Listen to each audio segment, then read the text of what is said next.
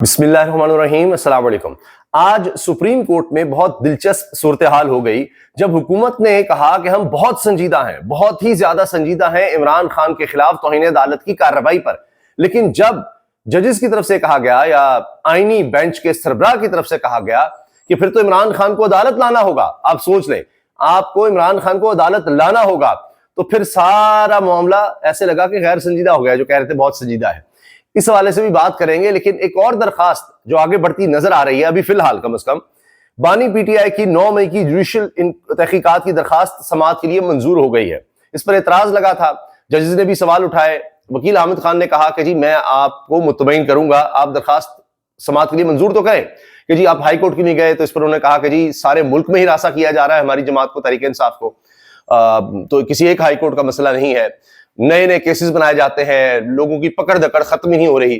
اس پر اب اسد قیصر صاحب بھی بول اٹھے ہیں، حتیٰ کہ کاشف واسی صاحب نے اپنے پروگرام میں بات کہی کہ ان کے لوگ بھی اٹھائے گئے ہیں، اندازہ لگائیے، اور پولیس والوں کی چاندی ہو رہی ہے، پیسے بنائے جا رہے ہیں پشتونوں کو اٹھا کر، بس پشتو بول رہا ہے پکڑ لو جناب، اٹھا لو اس کو، یہ سب کچھ ہو رہا ہے جو کہ بڑا خطرناک ہے۔ اسد قیصر صاحب نے بھی کہا ہے چاہتے ہیں مولانا فضل الرحمان سے مل کر حکومت کے خلاف مشترکہ تحریک چلائیں، اور اس میں ایک اور خبر یہ ہے کہ آئینی بینچ سپریم کورٹ نے حساس اداروں میں سیاسی سیل ختم کرنے کی رپورٹ بھی طلب کر لی ہے۔ اگر عدالت نے نوٹس کیا تو بانی پی ٹی آئی کو کمرہ عدالت میں پیش بھی کرنا پڑے گا، یہ جناب کہہ رہے ہیں جسٹس امین الدین صاحب جو سربراہی کر رہے ہیں آئینی بینچ کی۔ اب یہ آئینی بینچ حکومت نے خود بنایا ہے، اب حکومت کو لینے کے دینے پڑ گئے کہ یہ کیا کریں ہم، یہ تو جج صاحب کہہ رہے ہیں کہ عمران خان کو لانا پڑے گا۔ اب یہ لانگ مارچ کا معاملہ ہے جس پر عمران خان صاحب وکیل سلمان راجہ نے کہا کہ نیٹ بند تھا، موبائل سروس نہیں تھی، تو عمران خان صاحب کو جو زبانی بات تھی سپریم کورٹ کی وہ نہیں پہنچ سکی، تو اب توہین عدالت کی کارروائی پر ہمارا یہ جواب ہے۔ بہرحال اس میں مسرت ہلالی صاحبہ نے کہا کہ جی کیا نوٹس ہوئے ہیں، انہوں نے کہا جی نوٹس ہوئے ہیں تبھی ہم یہاں پر آئے ہیں۔ تو یہ بڑا دلچسپ رہا کہ جیسے ہی امین الدین صاحب نے کہا جی پھر تو عمران خان کو کمرہ عدالت میں پیش کرنا پڑے گا، تو پھر حکومت کی ہوائیں ہی اڑ گئی کہ یہ کیا ہو گیا، پیش تو وہ کر ہی نہیں سکتے، عمران خان کو جیل سے باہر لانا سوال ہی پیدا نہیں ہوتا، عمران خان کی ایک جھلک نہیں برداشت کر سکتا یہ نظام۔ آپ سوچئے رہائی تو بہت بڑی بات ہے، تو صرف یہ کہ جی عمران خان رہائی ہو گیا تو وہ تو بہت کچھ ہو جائے گا، اس کی کوئی ویڈیو آ گئی، کوئی تصویر آ گئی تو مسئلہ بن جائے گا۔ ایک اور معاملہ جس کے حوالے سے ہم نے دیکھا کہ جناب فیصل وارڈا صاحب پہلے ہی آگاہ کر چکے تھے، اب آپ دیکھیے فیصل وارڈا صاحب کو کتنی چیزوں کا پتا ہوتا ہے، فیض حمید کے ٹرائل کا بھی، کورٹ مارشل کا بھی ان کو پہلے پتا تھا۔ آئی ایس پی آر کی سٹیٹمنٹ اب آئی ہے 12 اگست 2024 کو پاکستان آرمی ایکٹ کی متعلقہ دفعات کے تحت لیفٹیننٹ جنرل فیض حمید ریٹائرڈ کے خلاف فیلڈ جنرل کورٹ مارشل کی کارروائی شروع کی گئی۔ I S P R field general court marshal K اگلے مرحلے میں لیفٹیننٹ جنرل فیض حمید ریٹائرڈ کو باضابطہ طور پر چارج شیٹ کر دیا گیا ہے۔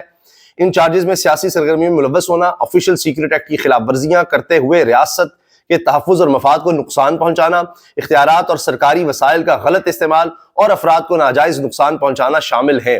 Field general court marshal K عمل کے دوران ملک میں انتشار اور بد امنی سے متعلق پرتشدد واقعات میں لیفٹیننٹ جنرل فیض حمید کے ملوث ہونے سے متعلق علیحدہ تفتیش بھی کی جا رہی ہے۔ یہ علیحدہ سے ایک تفتیش ہے، انتشار اور بد امنی سے متعلق پرتشدد واقعات میں ملوث ہیں اس پر تفتیش الگ ہے۔ ان پر تشدد اور بد امنی کے متعلق واقعات میں 9 مئی سے جڑے واقعات بھی شامل تفتیش ہیں۔ I S P are in متعدد پرتشدد واقعات میں مذموم سیاسی عناصر کی ایما اور ملی بھگت بھی شامل تفتیش ہے۔ اب یہ بھی ہے کہ جی سیاسی عناصر بھی اس میں شامل تھے تو ان کی بھی تفتیش کی جا رہی ہے۔ تو یہ آپ دیکھیں کہ چیزیں کس طرح سے آگے بڑھ رہی ہیں۔ اچھا، اس کے علاوہ ایک اور چیز جو حکومت کے لیے اب گلے کی ہڈی بن گیا ہے، نہ نگل سکتے ہیں نہ اگل سکتے ہیں، اب مفتی کریم خان یعنی یہ چیئرمین وفاق المدارس الاسلامیہ الرضویہ ہیں، یہ کہہ رہے ہیں اگر حکومت نے بل منظور کیا تو ہم بڑی تحریک چلائیں گے۔ وہ کہہ رہے ہیں ہم سٹیک ہولڈر ہیں سب سے بڑے، ہم تحریک چلائیں گے۔ مولانا کہتے ہیں منظور نہ ہوا تو وہ تحریک چلائیں گے۔ یہاں ایک اور دھڑا آ گیا، وہ کہتے ہیں جی منظور ہوا تو تحریک چلائیں گے۔ تو اب حکومت منظور کرتی ہے تو مسئلہ ہے، نہیں کرتی تو بھی مسئلہ ہے۔ آپ کو کرا دیا ہے کہ یہ معاہدہ یہ مقام منظور نہیں ہوگا؟ بالکل کرائیے، نہیں کروائے گی تو ہم بالکل اس سے بڑی اس پہ چلے جائیں گے، ایجوٹیشن پہ ہم بڑی ایجوٹیشن پہ چلے جائیں گے، اس سے بڑی ایجوٹیشن پہ۔ قمر زمان قاہرہ صاحب سینئر رہنما پیپلز پارٹی کہتے ہیں ہماری جماعت نے مولانا کے بل کی حمایت کی تھی، اس لیے ہمیں آج بھی اس بل کے ساتھ کھڑا ہونا چاہیے۔ اگر آج رائے بدلیں گے تو یہ بڑی حیران کن بات ہوگی. قمر زمان قاہرہ صاحب کہہ رہے ہیں, لیکن قاہرہ صاحب اپنی جگہ ٹھیک کہہ رہے ہوں گے, مگر زرداری صاحب تو مشہور ہیں, وہ کہتے ہیں کوئی قرآن و حدیث تھوڑی ہے, وعدے وعید یہ سب کچھ بدل لیتے ہیں, کوئی مسئلہ نہیں. ان کو اندازہ نہیں ہے کہ پاکستان کو کہاں لے کر جا رہے ہیں. ہمارے لیے پاکستان نو گو ایریا بنا دیا گیا ہے. پٹھانوں کو پکڑتے ہیں پھر پیسے لے کر چھوڑتے ہیں, ان کی چاندی لگی ہوئی ہے, اسد قیصر صاحب نے کہا. اس پر کاشف عباسی بولے ہمارے دفتر کے ایک پٹھان کو بھی پکڑا تھا, اندازہ لگائیے. یعنی یہاں پر جو اے آر وائی پر کام کر رہا ہے اس کو بھی پکڑ کر لے گئے. یہ تو حالات ہیں. ان کو اندازہ ہے کہ جو ہیومن رائٹس اور دنیا دیکھ رہی ہے کہ پاکستان کدھر لے کے جائے گا. یہ تو بہت ہی خطرناک کام ہوا ہے کہ پاکستان جو ہے نا ایک, اور خاص کر اسلام آباد اس وقت جو ہمارے علاقے کے لوگ پختون ہیں ان کی جو نو گو زون بن گیا ہے. اس خاص طور پہ اسلام آباد پورا پاکستان نو گو زون بنا دیا ہے ہمارے پختون لوگوں کے لیے. وہ پیسوں کے کاروبار جو ہے اس پہ عروج پہ ہے ہمارے لوگوں. یعنی پولیس کا کاروبار عروج پر ہے, وہ پیسے لیتے ہیں اور چھوڑتے ہیں, جا کر ویسے ہی پوچھتے ہیں, وہ اگر پشتو بول رہا ہے تو پیسے بٹورو. میں نے سنا سر ہمارے دفتر میں بھی ایک پشتون لڑکا اس کو بھی روکا گیا تھا. کہہ رہے ہیں ہمارے دفتر میں بھی ایک لڑکا پشتون ہے, اس کو بھی روکا گیا تھا. اندازہ لگائیے. جے یو آئی پر آ جائیں. ایسا احتجاج کریں گے کہ حکومت کو نانی یاد آ جائے گی. ترجمان جے یو آئی فے اسلم غوری لیں, وہ اپنی دھمکیاں دے رہے ہیں.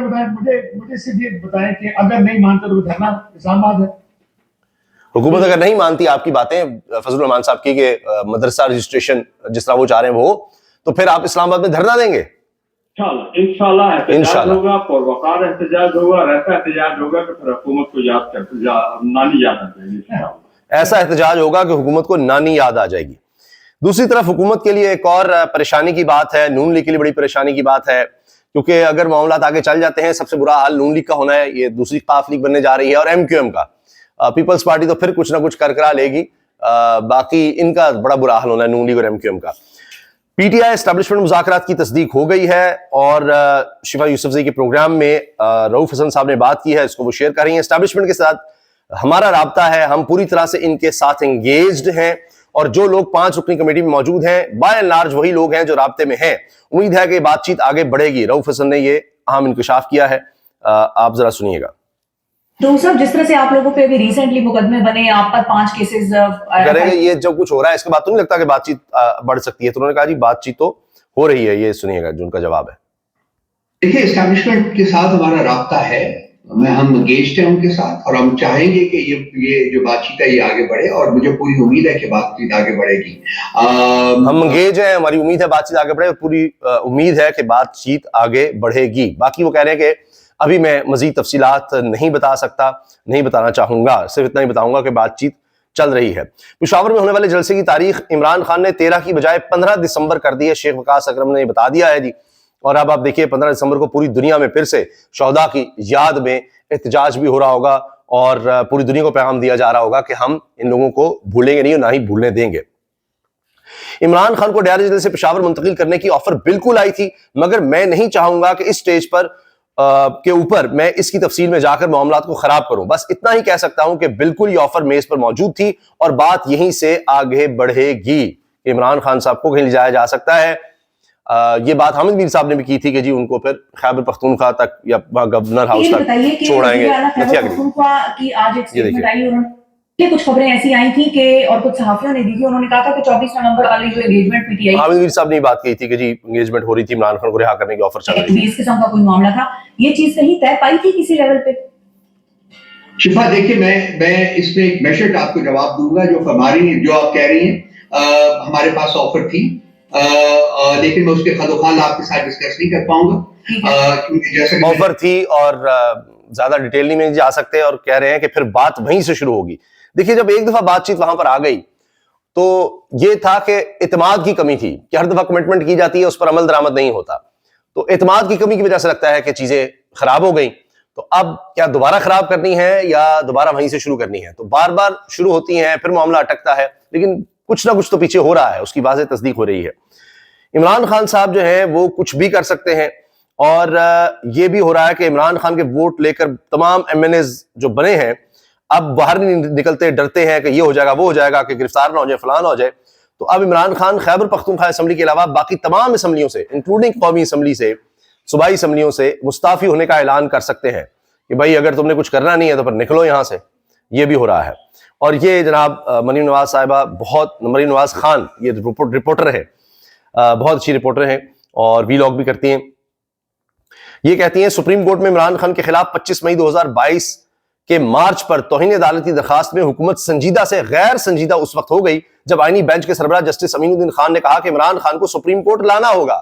بس وہیں پر جناب پھر چراغوں میں روشنی نہیں رہی. تو یہ حکومت اپنی طرف سے بڑا ایک پلان بناتی ہے کہ اچھا اتنے مقدمے 200 کے قریب تو ہم نے کر دیے ہیں اور سب میں سزائیں دلواتے جائیں. وہ عام کیس جو بنائے تھے وہ تو فارغ ہو گئے ہیں.